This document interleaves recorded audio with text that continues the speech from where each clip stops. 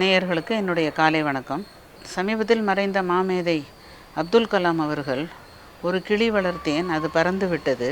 ஒரு புறா வளர்த்தேன், அதுவும் பறந்து விட்டது. வீட்டில் செடிகளை வளர்த்தேன், அவை இரண்டும் திரும்பி வந்து விட்டது என்று சொல்லியிருக்கிறார். ஸோ நாம் மறந்த இயற்கை நம்மை திருப்பியும் அழைக்கும் பொழுது அந்த சந்தர்ப்பத்தை நாம் பயன்படுத்தி கொள்வது நமக்கு நன்மை பயக்கும்ங்கிறத நம்ம தெரிஞ்சுக்கணும். நமக்கு நன்மையை கொடுக்கக்கூடிய செடிகளை விட்டு நம்ம ஒதுங்கி இருந்துட்டோம். இப்போ அவைகள் கூட நம்ம வாழும் பொழுது நமக்கு அது எவ்வளோ பயன் கொடுக்குதுங்கிறது தெரியும். மூலிகை செடிகள்னு பார்க்கும் பொழுது எல்லாமே மூலிகை செடிகள் தான், எல்லாமே மருத்துவ பயன்கள் உள்ளது தான். நாட்டு வைத்தியம் என்று போனால் இயற்கையாக உள்ள மூலிகைகள் அனைத்துமே தோல் சம்பந்தமான அனைத்து வியாதிகளுக்கும் நல்ல குணம் செய்யக்கூடிய நல்ல குணமளிக்கக்கூடிய வகையில் தான் இருக்கின்றன. இதை தவிர ஒவ்வொரு மூலிகைக்கும் ஒரு நல்ல அரிய குணம் இருக்கிறது. அந்த வகையில் இன்று நாம் சித்திரத்தையை பார்ப்போம்.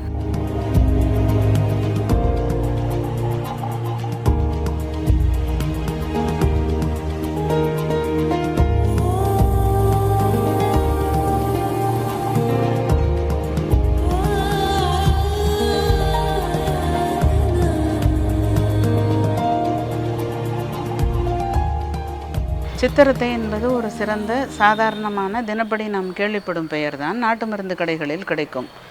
நம் வீட்டில் பாட்டி இருந்திருந்தால் பாட்டி சொல்லுவார், ஒரே இருமலாக இருக்கிறது, தொண்டை கமரலாக இருக்கிறது, தொண்டை கட்டி கொண்டு இருக்கிறது என்றால் சித்திரத்தையை வாங்கி கொண்டு வா, வெந்நீரில் போட்டு குடித்தா சரியாயிடும் அப்படின்னு சொல்லுவாங்க. ஆனால் நம்ம இப்போ டஸ்காஃபுக்கு வாங்க போவோம், பெனட்ரைல் வாங்க போவோம். அதுலேயே என்னென்ன இது இருக்குது, இதெல்லாமே இந்த மூலிகைகள்லேருந்து செய்யப்பட்டது தான். நம்மக்கிட்ட இருந்து போன மூலிகைகளை மருந்தாக்கி நம்மக்கிட்டேயே கொண்டு மார்க்கெட் பண்ணுகிற தந்திரம் அவர்களுக்கு தெரிஞ்சிருக்கு, நமக்கு ஆனால் தெரியல, நம்ம அதை உபயோகப்படுத்தலை. இந்த சித்திரத்தையோட இலைகள் மிகவும் மனம் மிகுந்தவை. இலையை பீத்து மோந்து பார்த்தாலே நல்ல வாசனை அடிக்கும். அந்த இலையை தினப்படியான சாம்பார் ரசத்தில் நம்ம 2 இலை போட்டுக்கலாம். அதை தவிர இந்த இலையையும் அடியில் கிடைக்கிற கிழங்கையும் எடுத்து வெந்நீரில் கொதிக்க வச்சோன்னா, தண்ணியில் கொதிக்க வச்சா தண்ணி ஒரு மாதிரி ஆரஞ்சு கலரில் வரும். அந்த தண்ணி குடிக்கும் பொழுது தொண்டையில் உள்ள தொண்டைக்கட்டு, அந்த தொண்டை கபம் இதெல்லாம் சரியாயிடும்.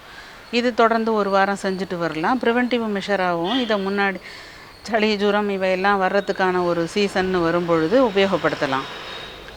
சென்னையை பொறுத்த வரைக்கும் மழைங்கிறது ரொம்ப அபூர்வமாகிவிட்டது. ஆனால் மழைக்காலம் என்று ஒன்று வந்தால் சரியாக மழை பெய்யாததும் நிறைய தொற்று நோய்களை ஏற்படுத்தும் அபாயம் இருக்கிறது. அந்த மாதிரியான சமயங்களில் தினப்படி சித்திரத்தை நீர் குடிக்கிறது நமக்கு உடம்புக்கு நல்ல இம்யூனிட்டியை கொடுக்கும். அதனால் மழையில் என்றைக்காவது ஒரு நாள் மழையில் நனைஞ்சால் கூட தொண்டைக்கட்டு, சளி, ஜுரம் இந்த மாதிரியான தொல்லைகளை நம்ம தவிர்க்கலாம். அதனால் சித்திரத்தையை வீட்டில் வளர்க்குறது இதுவும் ஈஸி தான்.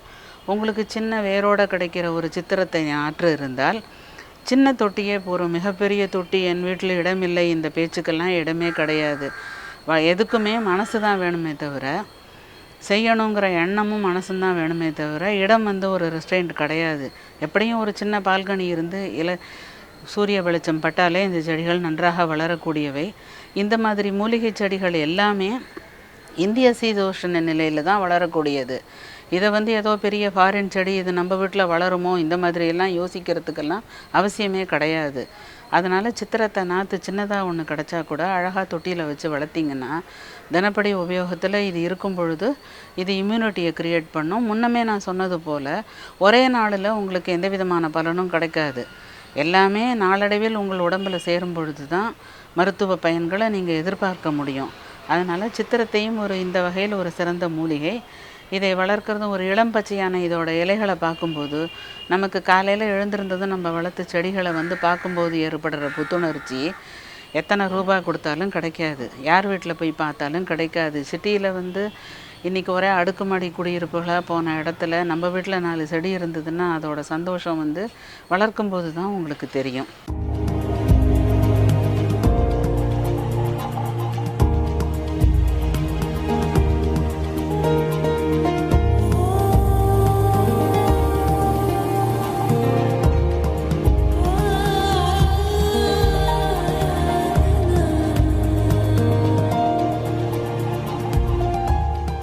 அடுக்குமாடி குடியிருப்புகள் நிறைய பெருகி வந்த இந்த காலத்தில் மாடி தோட்டத்தோட கான்செப்டும் நிறையாவே வளர்ந்துட்டு வருது. தமிழ்நாடு அரசும் இதுக்கு பெரிய வகையில் நமக்கு உதவி செய்யுது. மாதவரம், திருவான்மியூர் போன்ற இடங்களில் இந்த சாப்ளிங்ஸ் எல்லாம் கிடைக்கிது உங்களுக்கு.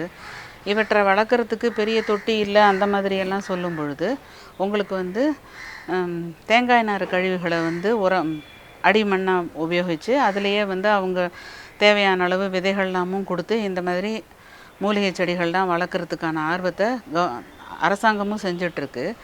இந்த மாதிரியான ஒரு சூழ்நிலை நமக்கு கிடைக்கும்போது அதை நம்ம உபயோகப்படுத்திக்கணுங்கிறது தான் நம்மளோட எண்ணமாக இருக்கணும். அப்படி இருக்கும் பொழுது வியாதிகளை தூர விரட்டி நல்ல வளமான உடல்நிலையை நம்ம பாதுகாக்க முடியும்.